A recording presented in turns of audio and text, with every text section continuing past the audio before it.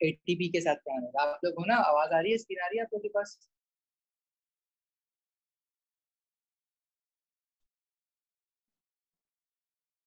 तो वैसे ही मेरा प्लान था एटीपी में पढ़ाने का, लेकिन आप लोग कह रहे हो ऑर्गेनिक नेक्स्ट वीक से स्टार्ट करें। तो ये हम लोग सॉल्ट वाले चैप्टर के साथ, क्योंकि सॉल्ट के चैप्टर की एक्सटेंशन है, एटीपी में सवाल इसके ज्यादा आते हैं लेकिन थ्योरी में भी आ जाते हैं। तो हम लोग जो है वो इसको यहाँ से देख लेते हैं। देखो हमारे पास सिलेबस में ना टेस्ट फॉर कैटाइंस और एनाइंस दिए हुए हैं। क्या मतलब है, अगर मेरे पास कोई सॉल्ट है, अब देखो इतने सारे हम लोगों ने सॉल्ट पढ़े, सॉल्युबल सॉल्ट पढ़े, सॉल्युबल सॉल्ट पढ़े, तो उसमें अगर मेरे पास कोई सोल्यूशन है और मुझे पता लगाना है कि इसमें कौन सा सॉल्ट है, तो सॉल्ट जो बना है उसमें कैटाइन होता है और एक एनाइन होता है। तो मुझे दोनों का पता लगाना पड़ेगा कि भाई कौन सा कैटाइन है कौन सा एनाइन है। अगर मैं ये पता लगा लूँ कि इसमें सोल्यूशन में ये कैटाइन है ये एनाइन है, तो सॉल्ट का पता चल जाएगा। फॉर एग्जाम्पल मैं कह रहा हूँ कि मेरे पास जो है कैल्शियम नाइट्रेट है। अब कैल्शियम नाइट्रेट जो है, आपको नहीं पता ये कैल्शियम नाइट्रेट है, ये सोल्यूशन है, मैंने जो है इसमें कैल्शियम नाइट्रेट डाला और आपको नहीं बताया मैंने कैल्शियम नाइट्रेट डाला, मैंने कहा ये सॉल्ट है।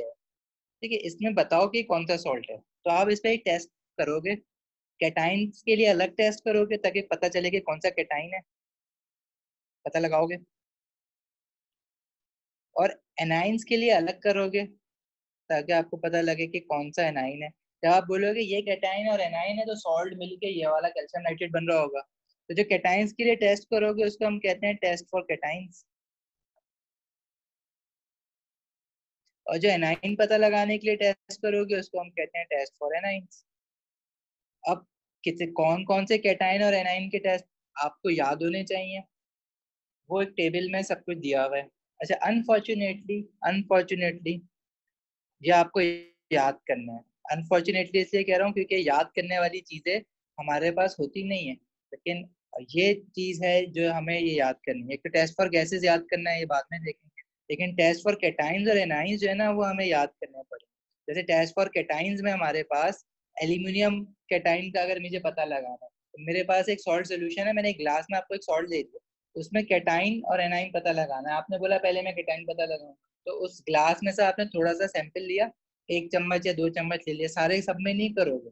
फॉर एग्जाम्पल एल्यूमिनियम के टेस्ट में पता चला एल्यूमिनियम तो नहीं था, तो फिर आप दूसरा किसी अमोनियम आयन के लिए, अमोनियम केटाइन के लिए टेस्ट करोगे, फिर कैल्शियम के लिए करोगे, क्रोमियम के लिए करोगे। ठीक है, तो आपने सबके सब में नहीं कर देना है, उसमें थोड़ा सा पार्ट लोगे, देखोगे, अगर वो टेस्ट पॉजिटिव आता है फॉर एल्यूमिनियम तो आप कहोगे कि एल्यूमिनियम केटाइन है, नहीं आता तो आप कहोगे कि एल्यूमिनियम केटाइन नहीं है, मैं बाकियों के लिए अब टेस्ट करके देखता हूँ।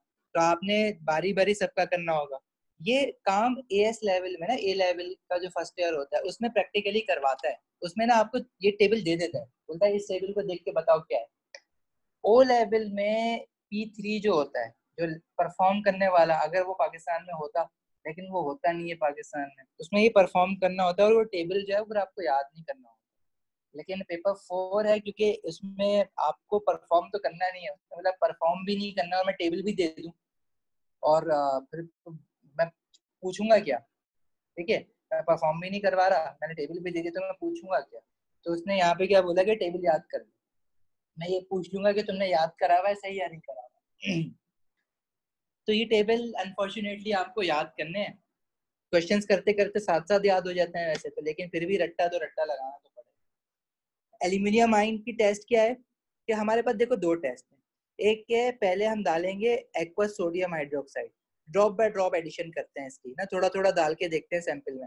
फॉर एग्जाम्पल मेरे पास क्या कहते हैं, एक सॉल्ट सोल्यूशन दिया हुआ था, उसमें से मैंने थोड़ा सा निकाला, 3-4 बीकर्स में निकाल के रख लिया टेस्ट करने के लिए उसका। पहले मैंने इसमें क्या करा, drop by drop sodium hydroxide डाला, तो इसकी ऑब्जर्वेशन अलग आएगी। फिर थोड़े से बाकी पार्ट, मतलब एक पर कर लिया ना, ये बस ये टेस्ट हो गया। अब जब मैं दोबारा इसका टेस्ट करूंगा तो मैं सोडियम हाइड्रोक्साइड के साथ नहीं बल्कि एक्वस अमोनिया के साथ टेस्ट करूंगा। और एक्वस अमोनिया क्या होता है, एक्वस अमोनिया याद रखना अमोनियम हाइड्रोक्साइड होता है, is an alkali, is also an alkali.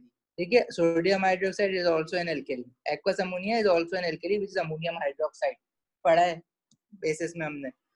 तो दो टेस्ट करेंगे और दोनों टेस्ट में जो ऑब्जर्वेशन आती है ना, देखो हमेशा याद रखना केमिस्ट्री या फिजिक्स में अगर आप कोई भी प्रैक्टिकल या टेस्ट कर रहे होते हो ना, या कोई भी प्रैक्टिकल होता है, ये भी एक तरह का प्रैक्टिकल है ना, तो हमेशा याद रखना जो साइंटिफिक प्रोसीजर होता है ना टेस्ट के बाद, वो टेस्ट पे सबसे पहले आपको पूछेगा प्रोसीजर बताओ।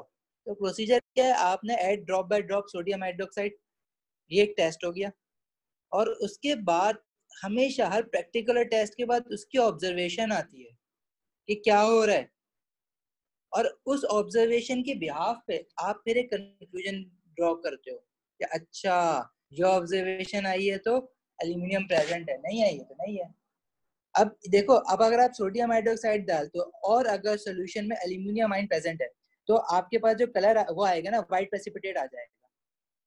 और आप जैसी डालोगे ना few drops of sodium hydroxide डालोगे तो जर्रे जर्रे बनना शुरू हो जाएंगे एल्यूमिनियम के व्हाइट प्रेसिपिटेट के। और अगर आप एक्सेस में डालोगे, मतलब और ड्रॉप डालते जा रहे हो तो वो क्या होगा, जो व्हाइट प्रेसिपिटेट है वो डिसॉल्व हो जाएगा, वापस गायब हो जाएगा, दोबारा सोल्यूशन जो है वो कलरलेस हो जाएगा, पानी की तरह दोबारा हो जाएगा। पहले सोल्यूशन पानी की तरह था, आपने सोडियम हाइड्रोक्साइड के फ्यू ड्रॉप्स डाले, ड्रॉप्स कैसे डालोगे, ड्रॉपर होता है हमारे पास, ड्रॉपर से डाल लोगे तो जैसे डलेंगे ना ड्रॉप्स उसमें तो जर्रे जर्रे आना शुरू हो जाएंगे, उसको हम कहेंगे व्हाइट प्रेसिपिटेट।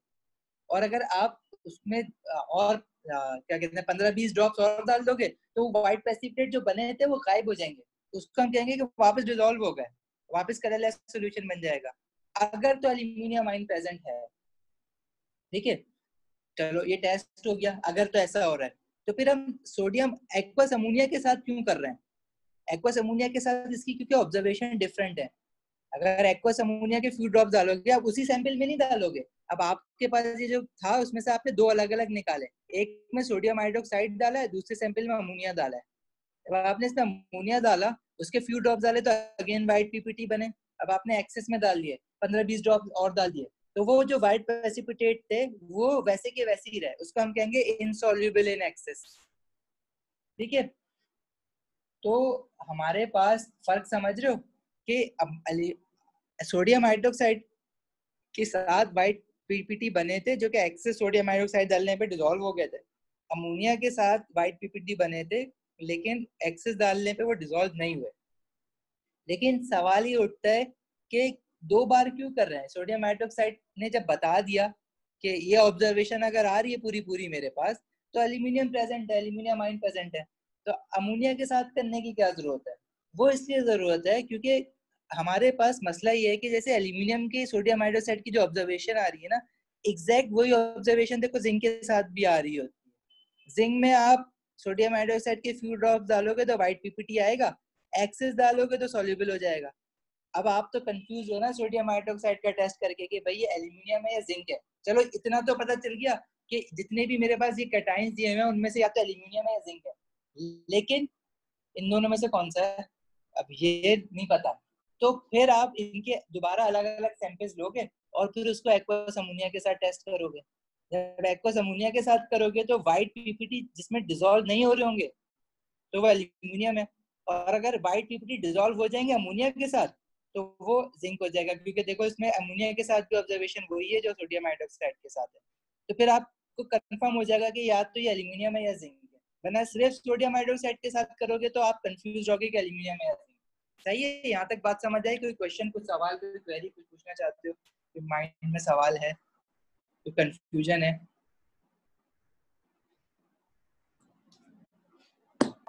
सही है। बोलो बोलो, मुर्तजा कुछ पूछ रहे हो? नहीं, अच्छा। इसी तरह अमोनियम आयन का भी हमारे पास टेस्ट होगा। ठीक है, क्रोमियम आयन का भी टेस्ट है, अगेन सोडियम हाइड्रोक्साइड के साथ भी कर रहे होंगे और एक्वस अमोनिया के साथ भी कर रहे होंगे। ठीक है, अब सबको जरूरत नहीं थी करने की क्योंकि अब मुझे एल्यूमिनियम और जिंक में कंफ्यूजन थी ना बीच में, तो मैंने जो है दोनों को अलग अलग के साथ किया, सोडियम हाइड्रोक्साइड के साथ भी किया और दूसरा सैंपल लेके उसको एक्वस अमोनिया के साथ भी किया, तो मुझे क्लियर कट पता चल गया या तो एल्यूमिनियम है या जिंक है। बाकियों को में भी कुछ ना कुछ ऑब्जर्वेशन सेम आ रही होती है, तो आपने दोनों के याद रखना है। जैसे अमोनियम आयन अगर प्रेजेंट है केटाइन तो आप क्या करोगे, सोडियम हाइड्रोक्साइड डालोगे और उसको जो सोल्यूशन बना है उसको हीट करोगे, वार्म करोगे, तो अमोनिया गैस प्रोड्यूस्ड होगी। अमोनिया गैस प्रोड्यूस्ड होगी, वो कैसे, दिख तो नहीं रही है, तो अमोनिया गैस का एक टेस्ट होता है। आप क्या करोगे, जहां से वो गैस प्रोड्यूस्ड हो रही है जिस सोल्यूशन में से, सोल्यूशन के ऊपर एक लिटमस पेपर गीला रख के उसके ऊपर रख दोगे, गीले लिटमस पेपर को कहते हैं डैम्प, ठीक है, गीले को कहते हैं ना डैम्प। तो अमोनिया गैस का टेस्ट क्या है, it turns damp red litmus blue. अगर आपका रेड लिटमस जो है वो ब्लू कलर का हो गया तो आप बोलोगे कि अमोनिया निकल रही थी। वैसे अमोनिया की पंजेंट स्मेल भी होती है, स्मेल से पता चल जाता है, लेकिन जाहिर है क्या कहते हैं, स्मेल करके तो अनसेफ है ना, क्लोरीन निकल रही है तो वो तो इरिटेट कर देगी तुम्हारी स्किन। अमोनिया भी ज्यादा देर तक इनहेल नहीं कर सकते, मतलब ये करनी नहीं है, पॉइजनस गैस है भाई, इसका इनहेल विनहेल नहीं करनी है। इसी तरह अमोनियम कंपाउंड जो होते हैं ना वो हमेशा थोड़े से डेंजरस ही होते हैं, थोड़ा सा ख्याल ही रखना। अभी वो देखा ना लेबनान वाला अमोनियम नाइट्रेट जिसको कह रहे हैं, ब्लास्ट हुआ है, सही है, तो ये बॉम्ब मेकिंग में लिए भी यूज होता है अमोनियम नाइट्रेट। बहरहाल, अच्छा अमोनियम का टेस्ट अमोनिया डाल के नहीं हो सकता, इसलिए देखो कोई टेस्ट नहीं है, जाहिर है अमोनिया का अमोनिया डाल के टेस्ट कर रहे हो क्या, बेवकूफी है, तो टेस्ट ही नहीं है। इसी तरह कैल्शियम का सोडियम हाइड्रोक्साइड डालोगे, white PPT insoluble in excess.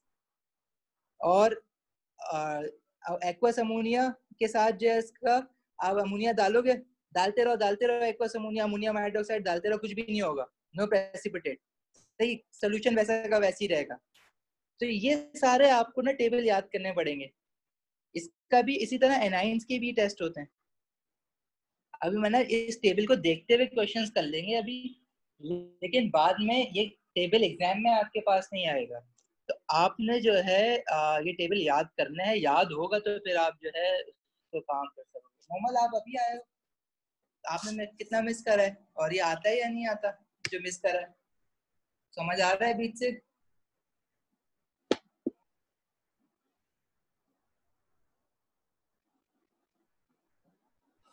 No response.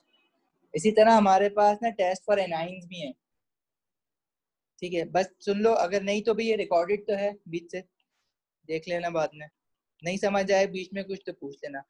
Test for anions, अब एनाइंस भी हमारे पास गिनती के हैं, carbonate, chloride, iodide, nitrate, sulphate, इनके अलावा कोई एनाइन आएगा नहीं।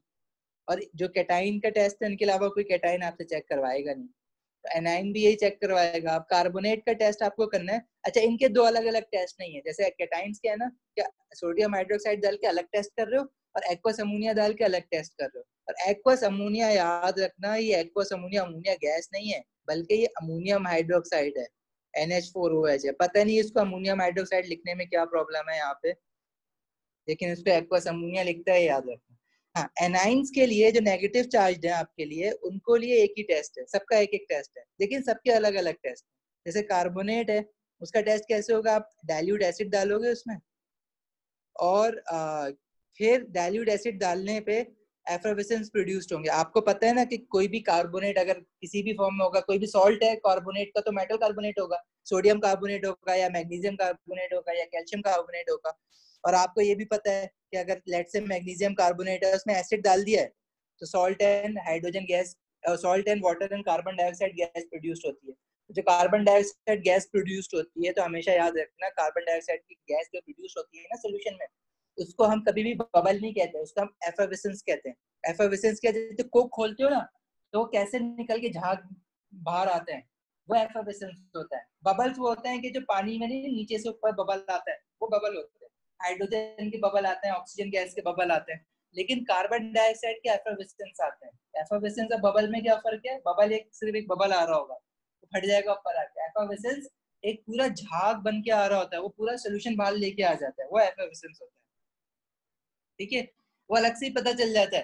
जिस तरह कोक खोलते हो या कोई कोल्ड ड्रिंक खोलते हो ना, तो सारी चीजें एफर्वेसेंस की फॉर्म में आ रही होती हैं, तो एफर्वेसेंस देख के पता चल जाता है आपको कार्बन डाइऑक्साइड के एफर्वेसेंस आ रहे हैं।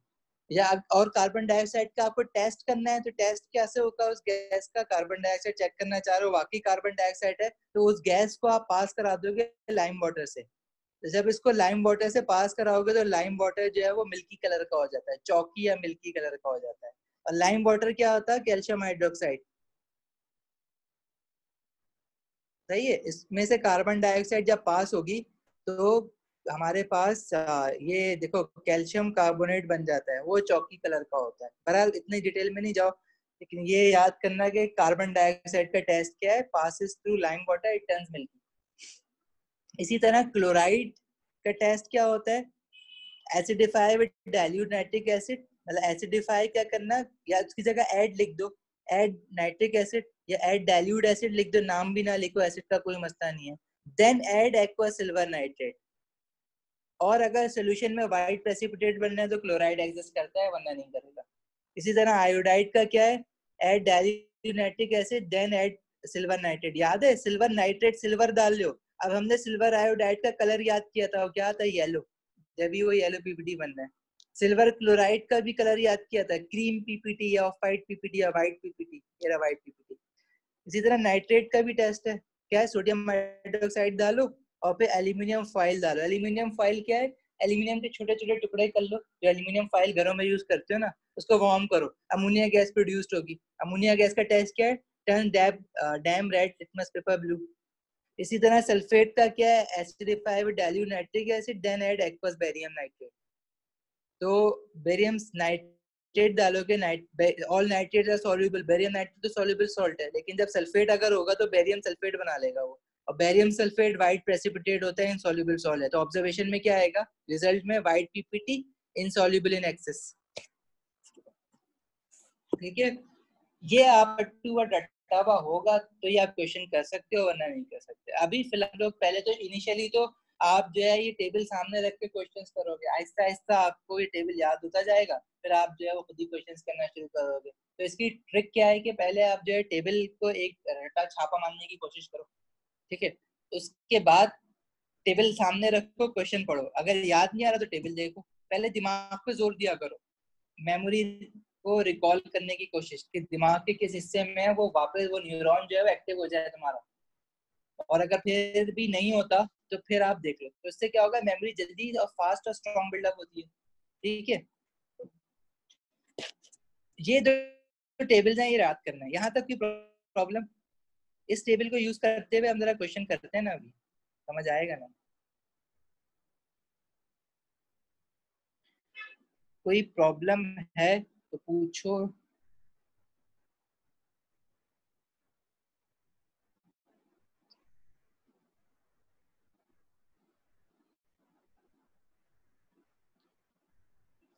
आगे बढ़े अगर कोई प्रॉब्लम नहीं है तुम लोगों को।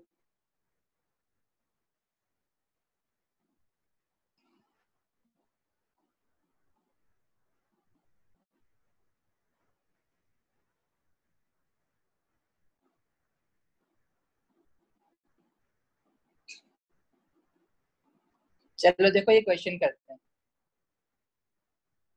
टेबल के क्वेश्चन यूजुअली मोस्टली एटीपी में आता है, एटीपी में बड़े ज्यादा मार्क्स का ये क्वेश्चन आ जाता है। पेपर 2 में कभी कभार आता है, रेयरली आता है, आ जाता है। एमसीक्यूज में एक दो मार्क्स आपके, शायद एक दो तो मैं ज्यादा कह दिया, एक मार्क कभी आ गया तो आ गया, वरना नहीं है, जरूरी नहीं है।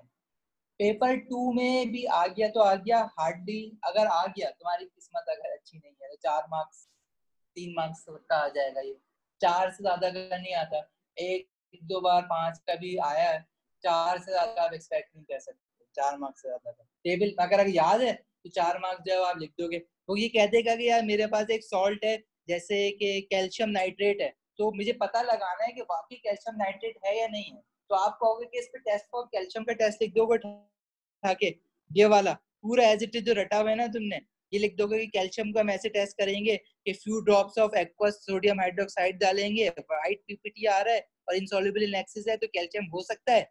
और फिर हम उसी में से उसी का थोड़ा एक और सैंपल लेके एक्वस अमोनिया के साथ टेस्ट करेंगे, और अगर कोई पीपीटी नहीं आ रहा तो हम श्योर हो जाएंगे कि वो कैल्शियम है। इसी तरह फिर हम ये 2 मार्क्स में यहाँ मिल गए। इसी तरह हम नाइट्रेट का टेस्ट करेंगे, नाइट्रेट के टेस्ट के लिए क्या लिखोगे, हम एक सैंपल उसमें से और सैंपल लेंगे थोड़ा सा, ये सारी लाइन लिख दोगे, add aqueous sodium hydroxide, then add aluminum foil, warm carefully. If ammonia gas is produced, then the nitrate is present, otherwise not. बस रटा रटाया जाके लिखना है। तो पेपर 2 में ऐसे आ जाता है यूजुअली पेपर 4 का क्वेश्चन है, एटीपी में आता है, था पहले हमेशा हर बार एटीपी में वो देता ही देता था, वो 8 से 9 मार्क्स का, 10 मार्क्स का हमेशा देता था। जून वाले सेशन में तो मैंने यूजुअली देखा है कि जून वाले सेशन में तो ये क्वेश्चन आ ही रहा होता है। ये कोई मैं रूल नहीं बना रहा हूँ कि जून में ही आएगा, नवंबर में नहीं आ सकता, या जून में जरूरी आए, क्या पता ना आए। तो वैसे अक्सर मैंने देखा है कि जून के सेशन में तो ये क्वेश्चन डाल रहा है अभी तक। पहले जो है ना 2003 से लेके 2012-13 तक अगर देखो ना, तो हर साल हर पेपर में, हर सेशन में, हर वेरिएंट में ये क्वेश्चन आ रहा होता था 8 से 9 मार्क्स का। लेकिन ये क्वेश्चन इतना आसान है ना, ये 8 से 9 मार्क्स, जिसने टेबल याद किया हुआ है उसने कोई लॉजिक नहीं है, कुछ भी नहीं है, जिसको याद है वो करके सही आता है 8 से 9 मार्क्स। आखिर का शायद 1 मार्क्स गलत हो जाए तो 7 मार्क्स तो आ ही जाते हैं इसमें। तो अब जो है ना, इसने ये हटाना शुरू कर दिया, कभी दे देता है कभी नहीं देता, अक्सर अभी भी दे रहा है। मैं बता रहा हूँ ना कि जून के जो सेशन होते हैं उसमें अक्सर ये आ रहा है। तो आ जाता है तो तुम्हारे लिए अच्छी बात है अगर तुम याद करके चले जाते हो, क्योंकि जब एटीपी का पेपर होता है ना जिस दिन, उसके एक दिन पहले एटीपी के लिए आपके पास पढ़ने के लिए तो कुछ होता नहीं है। एक्सपेरिमेंटल केमिस्ट्री है वो आप 1 घंटे में रिवाइज कर लेते हो, एनर्जेटिक्स है वो 1 घंटे में रिवाइज कर लेते हो एटीपी पॉइंट ऑफ व्यू से। इसी तरह ये वाला है टाइट्रेशन है वो 1 घंटे में रिवाइज हो गई। इसी तरह ये हो गया टेबल वगैरह 1 घंटे में, आप 3 से 4 घंटे में एटीपी की तैयारी कर लेते हो। कुछ लोग जो है वो बैठ के एटीपी में याद कर लेते हैं, फ्रेश फ्रेश होता है एटीपी में, मैं क्यों छोड़ के आऊंगा ये क्वेश्चन में। हाँ, पेपर 2 में अगर ये क्वेश्चन आता है तो पेपर 2 में अगर याद नहीं है आपको तो जाहिर है आपकी क्या कहते हैं मार्क्स जाएंगे। तो एडवाइजेबल है कि उसको अभी से याद करके रख लो। एटीपी के क्वेश्चन करते वक्त साथ यूज करोगे इस टेबल को तो तुम्हें खुद ही याद हो जाएगा। अब जैसे मैं इसको यूज करना सिखा देता हूँ, बाकी फिर आप याद करके इसके क्वेश्चन करते रहना। 10-12 क्वेश्चन अगर कर लिए तुमने तो खुद ही याद हो जाएगा। ठीक है, बाकी कुछ ना याद हो तो वो बैठ के वो रट्टा लगा लेना।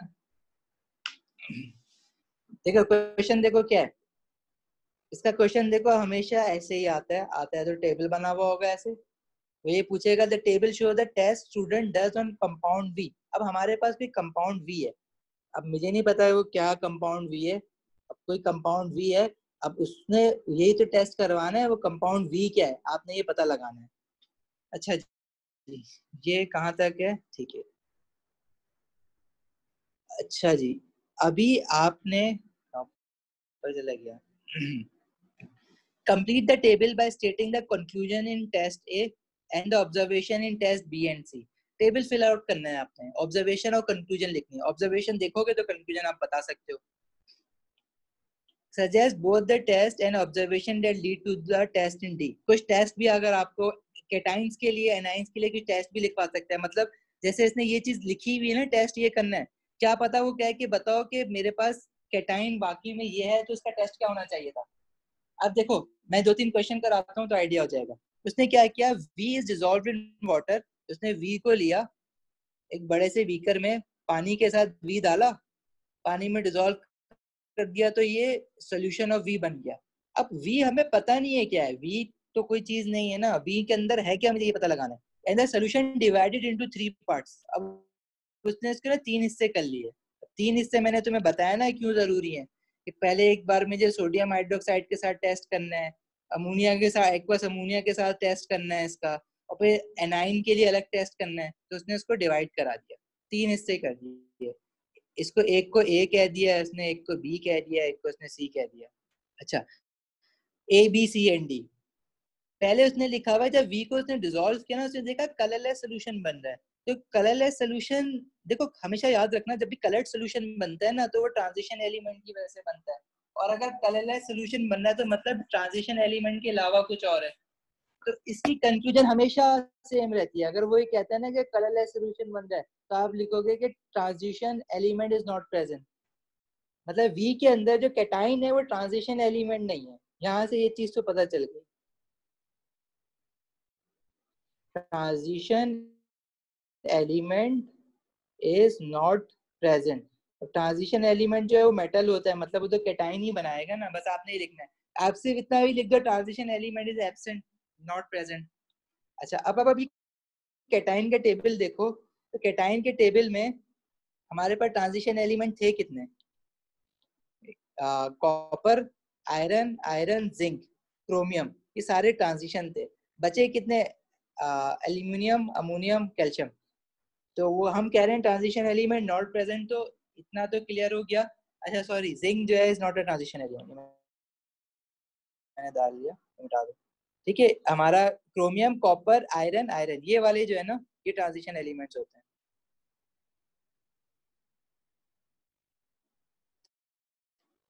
जिंक को अगर आप देखोगे ना वो ट्रांजिशन ब्लॉक में, डी ब्लॉक में जरूर मिलेगा, लेकिन जिंक ट्रांजिशन एलिमेंट नहीं होता है। ये जरा आगे की चीज है लेकिन ये ध्यान में याद रखना।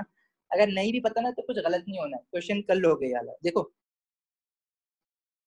हमने लिख दिया यहाँ पे transition element is not present. आगे देखो वो क्या कह रहा है, टू द फर्स्ट पार्ट, मतलब जो पार्ट ए तुम्हारा बी तुमने बनाया था, to the first part aqua sodium hydroxide is added until a change is seen. और वो कह रहा है कि क्या क्या प्रेजेंट हो सकता है, एल्यूमिनियम, कैल्शियम और जिंक। तो एल्यूमिनियम, कैल्शियम और जिंक के लिए ऑब्जर्वेशन देखो सबके लिए सेम होगी, तभी तो कह रहे हैं तीनों प्रेजेंट हो सकते हैं, क्योंकि डिसाइड नहीं कर सकता अभी भी वो डिसीजन नहीं ले सकता कि एल्यूमिनियम है या कैल्शियम है या जिंक है, क्योंकि सोडियम हाइड्रोक्साइड डालने पे तीनों की जो ऑब्जर्वेशन है ना, क्योंकि ड्रॉप बाय ड्रॉप तुमने डाला तो व्हाइट पीपीटी आ रहा है, देखो एल्यूमिनियम के साथ व्हाइट पीपीटी है, कैल्शियम के साथ भी व्हाइट पीपीटी है, जिंक के साथ भी व्हाइट पीपीटी है। ये जो आगे लाइन लिखी हुई है ना, सॉल्युबल इन एक्सिस, मतलब एक्सिस डालने पे, मतलब फ्यू ड्रॉप्स के बाद ज्यादा डालने पे कि सॉल्युबल है इनसॉल्युबल है, वो नीचे कर दिया उसने, वो अलग तोड़ के लिख दिया इसने क्वेश्चन में, हमेशा यही करता है। देखो पहले क्या to the first part aqueous sodium hydroxide is added until a change is seen, फिर एक्सिस डाला है, तो हम भी तोड़ तोड़ के इसकी ऑब्जर्वेशन लिखेंगे, ठीक है। तो वो कह रहा है कि ये तीनों चीजें प्रेजेंट हो सकती हैं, तो ये तीनों चीजें प्रेजेंट होने का ऑब्जर्वेशन क्या आती है, वाइट पीपीटी। सिर्फ वाइट पीपीटी लिख देना, वाइट पीपीटी होगा तो ये तीनों हो सकते हैं। और फिर वो कह रहा है कि हमने एक्सिस में डाला तो वी में कंटेन एल्यूमिनियम और जिंक, एक इसने हटा दिया, रूल आउट कर दिया, उसने बोला कैल्शियम नहीं है, यहाँ से यहाँ जब पहुंचा है तो उसने कैल्शियम गायब कर दिया, मतलब वो एक्सिस डालने पे कैल्शियम की ऑब्जर्वेशन हर हाल में अलग आ रही होगी, एल्यूमिनियम जिंक की एक जैसी आ रही होगी, इसलिए अभी भी वो कंफ्यूज है कि एल्यूमिनियम हो सकता है या जिंक हो सकता है, तो उसने दोनों लिख दिए, लेकिन कैल्शियम उसने रूल आउट कर दिया कि भाई कैल्शियम नहीं है। तो अगर मैं देखूं इनकी ऑब्जर्वेशन, तो इसमें देखो ना, white PPT white PPT white PPT सबका आ रहा था, लेकिन यहाँ पे एल्यूमिनियम के साथ white PPT soluble in axis, calcium के साथ white PPT insoluble in axis, zinc के साथ white PPT soluble in axis. इसका क्या मतलब है कि पीपीटी सॉल्युबल हो रहा था, तभी उसने बोला एल्यूमिनियम या जिंक हो सकता है, लेकिन कैल्शियम नहीं हो सकता, क्योंकि पीपीटी डिसॉल्व नहीं हो रहा था, पीपीटी डिसॉल्व हो रहा है, तो उसने बोला कैल्शियम नहीं हो सकता। तो उसने चीज कंफर्म कर ली कि कैल्शियम नहीं हो सकता, इसने लिख दिया तुम्हें कि कैल्शियम नहीं हो सकता, एल्यूमिनियम और जिंक हो सकता है। तो मतलब हुआ क्या होगा, पीपीटी डिसॉल्व हो गया होगा, क्योंकि व्हाइट पीपीटी जब डिसॉल्व हो जाता है तो एल्यूमिनियम में होता है, जिंक में होता है, कैल्शियम में नहीं होता है, इसलिए कैल्शियम उसने हटा दिया। तो इसकी ऑब्जर्वेशन क्या आ रही होगी, पीपीटी डिसॉल्व, बस इतना लिख दो। प्रेसिपिटेट पूरा ना भी लिखना चाहो, पीपीटी लिख दो, वो एक्सेप्ट करता है तुम्हारा ना, सही है। पीपीटी डिसॉल्व लिख दो, पीपीटी सॉल्युबल लिख दो, कुछ भी लिख दो। यहाँ तक समझ आया? अभी तक कोई तुमने लॉजिक तो नहीं लगाई है, क्वेश्चन जो था वो पढ़ते टेबल के देख देख के तुम कर रहे हो अभी तक, लेकिन हम कंफ्यूज तो है ना कि एल्यूमिनियम है या जिंक है, अभी भी कंफर्म नहीं है, तो उसके लिए कंफर्मेशन के लिए हमने क्या कहा था कि एक्वस अमोनिया यूज कर रहे होंगे। अब देखो एक्वस अमोनिया यूज करोगे अगेन, एक्वस अमोनिया थोड़ा सा डालोगे फिर एक्सिस में डालोगे, तो दोनों की ऑब्जर्वेशन देखो, या तो अब एल्यूमिनियम है या जिंक है, इतना तो मुझे पता है। इनमें से अगर मैं एक्वस अमोनिया डालता हूँ तो व्हाइट पीपीटी आएगा एल्यूमिनियम के साथ, और जिंक की व्हाइट पीपीटी अभी भी नहीं मैं पता लगा सकता। एक्वस अमोनिया अगर मैं एक्सिस में डालूंगा तो इनसॉल्युबल हो जाएगा एल्यूमिनियम में, लेकिन सॉल्युबल हो जाएगा एक्सिस में। तो अब मुझे कंफर्म हो सकता है अमोनिया डाल के, तो जब उसने अमोनिया डाला ना, तो उसके पास जो ऑब्जर्वेशन आई, उसकी ऑब्जर्वेशन के बिहाफ पे उसने बताया कि क्या है, जिंक है। देखो उसने बोल दिया कि जिंक है, कंफर्म कर दिया तुम्हें जिंक है, तो इसका क्या मतलब है, जिंक एल्यूमिनियम अगर होता तो इनसॉल्युबल रहता, जिंक अगर है तो सॉल्युबल है, सॉल्युबल हुआ होगा इसलिए उसने बोला ना जिंक है। तो ऑब्जर्वेशन क्या लिखोगे, जब आपने थोड़ा सा फ्यू ड्रॉप डाले तो व्हाइट पीपीटी आए दोनों के, और एक्सिस डालने पे सॉल्युबल हो गया, पीपीटी डिसॉल्व, पीपीटी डिसॉल्व हुए तो तुमने बोला अच्छा अब एल्यूमिनियम नहीं है बल्कि जिंक है। कोई प्रॉब्लम यहाँ तक कुछ समझ ना आयो?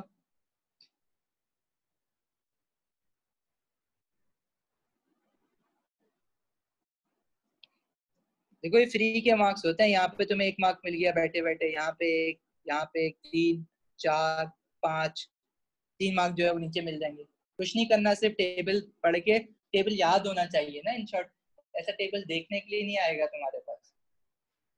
अब वो कैटाइन तो पता चल गया, जिंक है, Zn2 पॉजिटिव है। एनाइन बताओ उसको, एनाइन कौन सा है?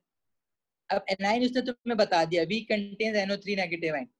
तो उसने क्या टेस्ट करा होगा उसका और क्या ऑब्जर्वेशन आई होंगी जिसके बेसिस पे उसने बोला NO3 नेगेटिव आयन है। तो आपको उसने जब बता दिया है तो आपने क्या करना है, NO3 नेगेटिव आयन का जो टेस्ट है ना, वो टेस्ट वाले कॉलम में उठा के लिख दो पूरा।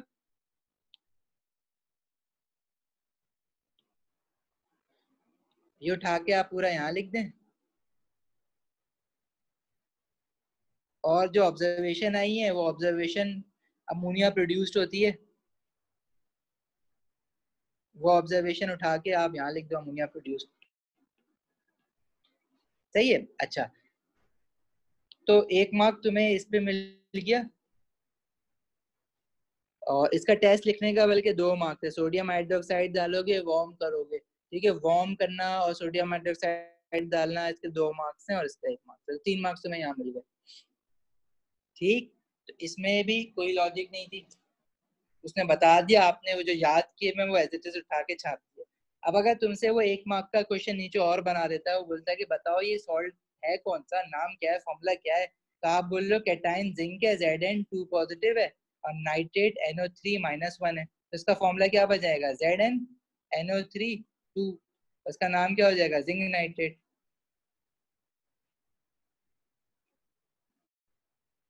सही। कोई सवाल यहाँ पे, कुछ समझ नहीं आया हो? चीज वैसे आसान सी है।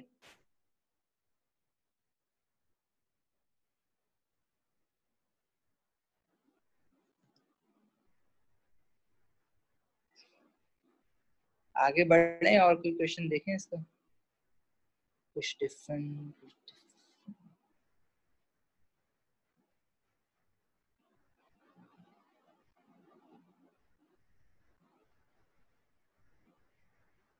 ये देखो क्वेश्चन 9 देखते हैं।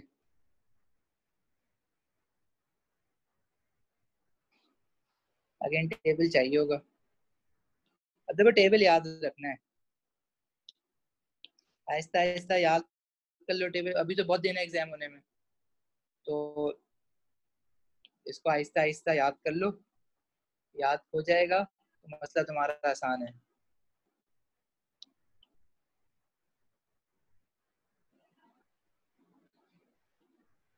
अच्छा जी, देखो क्वेश्चन क्या है, कुछ पूछ रहे हो? हाँ इजी बहुत है, इजी पता है, अभी इसलिए लग रहा है क्योंकि टेबल सामने रख के कर रहे हो, आपने टेबल याद करना है ये पूरा, इजी तो अभी इसलिए लग रहा है ना, टेबल याद हो जाएगा फिर दोबारा इजी हो जाएगा, लेकिन जो फेज है ना टेबल याद करने वाला वो मुश्किल होता है।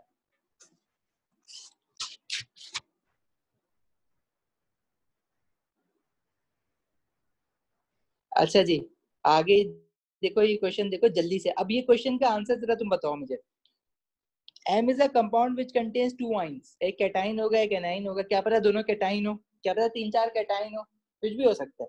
Complete the table by adding the observation blah blah blah, हमेशा यही लिखता है ना, उसको मैं तो पढ़ता भी नहीं हूँ। M is dissolved in water। अच्छा ये जो है ना, अब ये देखो ATP में ना टाइम थोड़ा बचाना होता है, थोड़ा लेंथी पेपर आ जाता है, तो अब आप ये पूरा पढ़ने के बजाय, मैं पढ़ना भी पसंद नहीं कर रहा, तो मैं कह रहा हूँ M is probably not a transition metal. अगर वो कह रहा है नॉट अ ट्रांजिशन मेटल, तो उसका क्या मतलब है कि कलरलेस सोल्यूशन आया होगा, तो यहाँ पे सिंपल लिख दो कलरलेस सोल्यूशन। अच्छा, अब पहले व्हाइट पीपीटी आया है, पीपीटी डिसॉल्व, तो ये किस किस में होता है, पीपीटी व्हाइट पीपीटी किस किस में आता है और डिसॉल्व हो जाता है, एल्यूमिनियम में आता है, पहले हमेशा कैटाइन टेस्ट करता है, व्हाइट पीपीटी डिसॉल्व एल्यूमिनियम में होता है, व्हाइट पीपीटी इसमें कैल्शियम में डिसॉल्व नहीं हो रहा, और क्या कहते हैं, व्हाइट पीपीटी डिसॉल्व जिंक में होता है, तो आप क्या लिख सकते हो, एल्यूमिनियम और जिंक में बी प्रेजेंट, तो आप क्या लिखोगे एल। अच्छा, सिर्फ सिर्फ व्हाइट पीपीटी आ रहा है तो आप क्या लिखोगे Al3 पॉजिटिव और Zn2 पॉजिटिव में बी प्रेजेंट, मे बी इसका वर्ड जरूर यूज करना, और दोनों में पीपीटी डिसॉल्व डिसॉल्व है, तो अभी भी आप कंफर्म नहीं हो, व्हाइट पीपीटी यहाँ भी आ रहा है, तो ऊपर जो है ना, अगर आपने व्हाइट पीपीटी देख के लिखना है तो यहाँ पे कैल्शियम भी ऐड कर दो, Ca2 पॉजिटिव। तो एल्यूमिनियम भी हो सकता है, कैल्शियम भी, जिंक भी। वो कह रहा है कि व्हाइट पीपीटी डिसॉल्व हो गया है। डिसॉल्व हो गया है तो उसका क्या मतलब है कि या तो एल्यूमिनियम हो सकता है या जिंक हो सकता है। जो ऊपर किया है ना बिल्कुल एज इट इज वही क्वेश्चन आ गया है ये। तो हम कहेंगे कि या तो डिसॉल्व हो गया ना, अगर डिसॉल्व नहीं हो रहा होता तो हम कहते हैं कि सिर्फ कैल्शियम है। डिसॉल्व हो गया तो हम कहेंगे या तो एल्यूमिनियम हो सकता है या जिंक हो सकता है। ठीक है, मे बी प्रेजेंट लिख देना इसके साथ ताकि तुम्हें पता चल जाए। मे बी प्रेजेंट ना भी लिखो, सिर्फ ये फॉर्मूले लिख दो तो मार्क्स देता है वो। फिर वो उसने अमोनिया के साथ टेस्ट किया। अमोनिया के साथ टेस्ट करोगे तो व्हाइट पीपीटी किस किस चीज का आता है। अब कैल्शियम की बात तो हटी गई है ना, कैल्शियम की बात ही नहीं करेंगे। तो व्हाइट पीपीटी एल्यूमिनियम के साथ भी आता है, जिंक के साथ भी आता है। तो अगेन अब यहाँ पे क्या लिख दोगे, Al2 पॉजिटिव और Zn, Al3 पॉजिटिव और Zn2 पॉजिटिव। और आगे क्या कह रहा है कि जब एक्सेस डाला है तो पीपीटी डिसॉल्व। तो पीपीटी डिसॉल्व किसका होता है, एल्यूमिनियम का तो नहीं होता, एक्वस अमोनिया के साथ जिंक का होता है। तो आप यहाँ पे कंफर्म होकर लिख दोगे Z2 आइन present, that's it.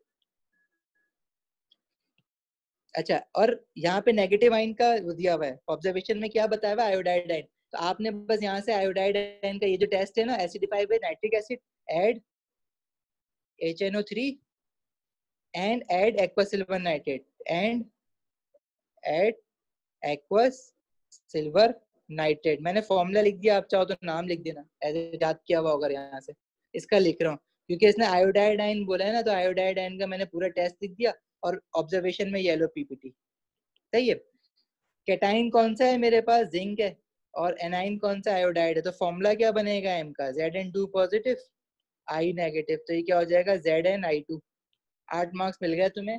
Hardly 3 minute भी नहीं लगेंगे ये करने में, शायद 2 मिनट में कर दो। ओ मैंने बाद में देखा, थोड़ा जूम करते हैं, बिल्कुल नहीं दिख रहा था क्या। टेबल दिखाने के चक्कर में ना वो मैंने छोटा कर दिया। मुमल मुर्तुजा समझ आया। चलो एक और क्वेश्चन कर लेते हैं, वो बड़ा करके कर लेते हैं थोड़ा ना, ताकि दिख जाए। अरे अरे अरे अरे,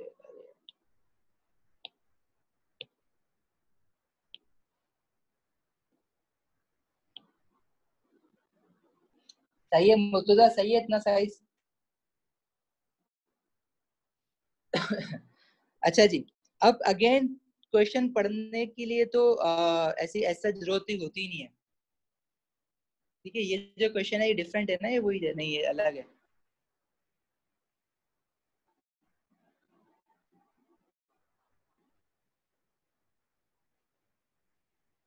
अलग अलग है। देखो वो ये कह रहा है कि अब क्वेश्चन हम तुम बाद में पढ़ते रहना, मैं तुम्हें बताता हूँ कि क्वेश्चन बगैर पढ़े भी हो जाता है।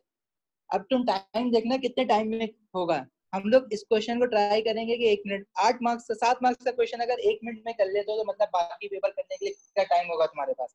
M is not a compound transition element metal, मतलब नॉट अ कंपाउंड, मतलब ये कलरलेस सोल्यूशन आया था इसका। अगर कलर्ड होता तो हम कहते हैं कि ट्रांजिशन एलिमेंट है तो कलर्ड होता, नहीं है ट्रांजिशन एलिमेंट तो कलरलेस है।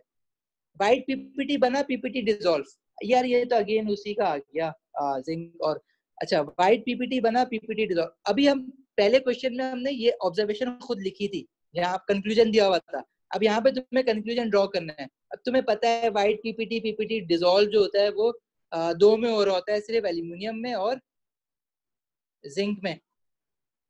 ठीक है, यहाँ ऊपर एल्यूमिनियम जिंक, लेकिन ये दो पार्ट्स में लिखा हुआ है ना, तो आप पहले एल्यूमिनियम लिखोगे और कैल्शियम और जिंक।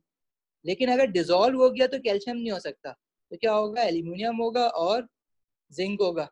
जब एक्वस अमोनिया डाला है तो white PPT forms insoluble in excess. तो व्हाइट पीपीटी फॉर्म दोनों में होता है, एल्यूमिनियम में भी होता है, जिंक में भी होता है। तो यहाँ से देख के तो आप डिसाइड नहीं कर सकते, लेकिन इनसॉल्युबल सिर्फ एल्यूमिनियम का होता है, जिंक का जो है वो सॉल्युबल होता है। देखो यहाँ पे जिंक का सॉल्युबल होता है, इनसॉल्युबल एल्यूमिनियम का होता है। तो यहाँ से मुझे पता चल गया कि एल्यूमिनियम है। क्लोराइड आइन यहाँ पे दिए हुए हैं, तो क्लोराइड आइन का टेस्ट लिखना है और ऑब्जर्वेशन लिखनी है। तो क्लोराइड आइन का टेस्ट और ऑब्जर्वेशन ये जो दिया हुआ है ना तुम्हें, यहाँ से उठा के अब तुम यहाँ पे लिख दोगे, जो तुम्हारे माइंड में होगा, तुम्हारे सामने टेबल नहीं होगा। तो कैटाइन कौन सा एल्यूमिनियम है, एनाइन कौन सा है, क्लोराइड है। तो फॉर्मूला क्या बन जाएगा, AlCl3। हार्डली 1 मिनट लगेगा तुम्हें क्वेश्चन करने में, 7 मार्क्स का क्वेश्चन 1 मिनट में करके निकल जाओगे। ठीक है। अच्छा, अब ये जो है ना एल्यूमिनियम और जिंक वाले ही आ गए, मैंने भी नहीं देखे, बस जो मेरे पास फ्रंट पे थे मैंने डाल दिए। लेकिन अभी जो है तुम लोगों के पास, अगर तुम लोगों के पास पास पेपर्स हैं तो मैं पेज नंबर नहीं, एटीपी के पास पेपर्स नहीं दिए ना अभी, मैं आप लोगों को वर्कशीट बना के दे देता हूँ इसकी ना एटीपी की, ताकि ये जो है आप प्रैक्टिस कर लो अच्छी तरह से, अच्छे खासे क्वेश्चन इसके प्रैक्टिस कर लो, तो ये काम जो है वो तुम्हारा हो जाएगा पक्का वाला। मुर्तुजा क्लास कितने बजे है?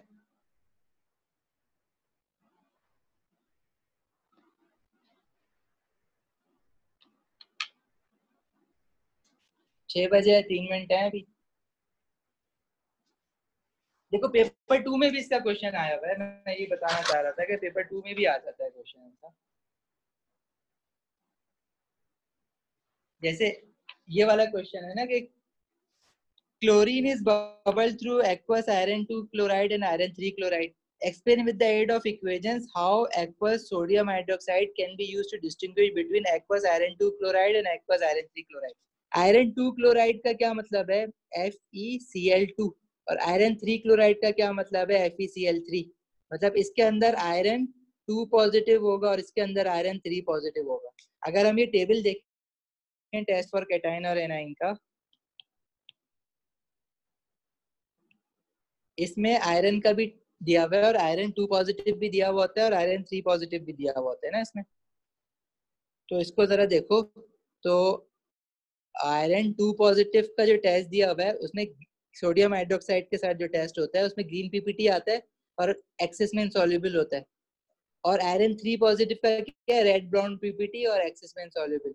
एक्वस अमोनिया के साथ भी होता है, लेकिन उसने क्वेश्चन में कहा है सोडियम हाइड्रोक्साइड के साथ टेस्ट करो। आपको ये याद है ना, तो ये आप ये क्वेश्चन भी कर लोगे।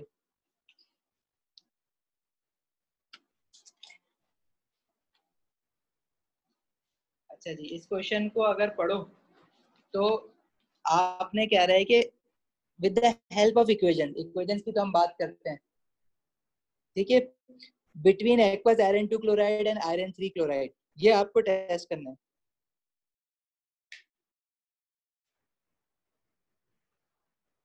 अच्छा जी, explain with the help of equation how aqueous sodium hydroxide can be used to distinguish between aqueous iron 2 chloride and aqueous iron 3 chloride. तो आयरन 2 क्लोराइड के साथ टेबल में देखो, तो एक्वस सोडियम हाइड्रोक्साइड जब डालोगे तो हमारे पास ग्रीन कलर का प्रेसिपिटेट आता है, और आयरन 3 क्लोराइड के साथ ब्राउन कलर का प्रेसिपिटेट आता है। तो आप क्या लिखोगे? With iron 2 chloride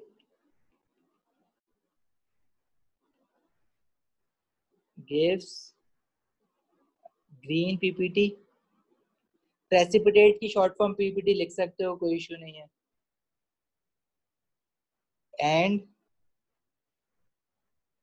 with iron 3 chloride it gives brown PPT, brown precipitate देता है। इक्वेशंस इसकी यहाँ पे आपको ना कुछ आयनिक इक्वेशन बनाना मुझे सिखानी है। थोड़ी पहले भी बात हुई थी स्पेक्टेटर आयंस वाली। तो देखो आयरन 2 क्लोराइड का क्या मतलब है? FeCl2। जब सोडियम हाइड्रोक्साइड में ये डलता है तो एक्चुअली हमारे पास ये डिस्प्लेसमेंट रिएक्शन होता है। सोडियम आयरन को हटा देगा, आयरन सोडियम की जगह पे हाइड्रोक्साइड के साथ लग जाएगा।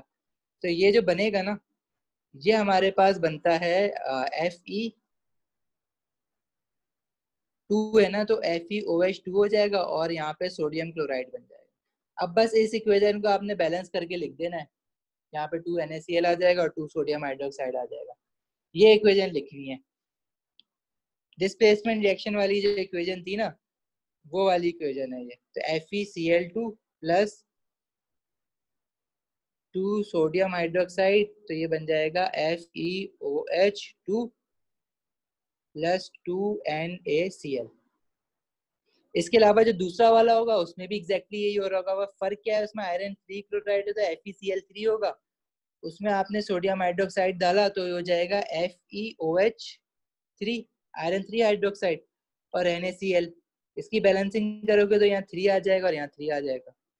तो एक एक मार्क इन सब का आपको मिल जाएगा इन सारी लाइन लिखने का। सही है। तो पेपर 2 में आता है तो आसान आता है, लेकिन ये जो इक्वेशन बनाने की चीज है, ये इक्वेशन याद रखना ऐसे बनेगी। और अगर ये अमोनियम एक्वस अमोनिया के साथ डालता, अगर मैं कहता हूँ आयरन 2 क्लोराइड एक्वस अमोनिया के साथ डालता, तो एक्वस अमोनिया के साथ आयरन 2 क्लोराइड की भी वही ऑब्जर्वेशन है जो सोडियम हाइड्रोक्साइड के साथ है, green PPT red bond PPT insoluble in excess. लेकिन इक्वेशन में क्या फर्क हो जाता, इक्वेशन में कोई ज्यादा फर्क तो नहीं आना। अगर मैं कह रहा हूँ कि मेरे पास आयरन 2 क्लोराइड है यानी FeCl2 है, मैंने एक्वस अमोनिया डाला है, तो एक्वस अमोनिया बहुत बार बता दिया कि ये अमोनिया गैस नहीं है बल्कि अमोनियम हाइड्रोक्साइड को कहते हैं। Aqueous ammonia is ammonium hydroxide, ये अमोनियम हाइड्रोक्साइड हो जाएगा। तो ये क्या बन जाएगा FeOH, क्योंकि आयरन 2 पॉजिटिव है, यहाँ पे Cl के साथ 2 है, और अमोनियम क्लोराइड, तो इसकी इक्वेशन ये बन जाएगी। इसी तरह FeCl3 के साथ क्या बनती,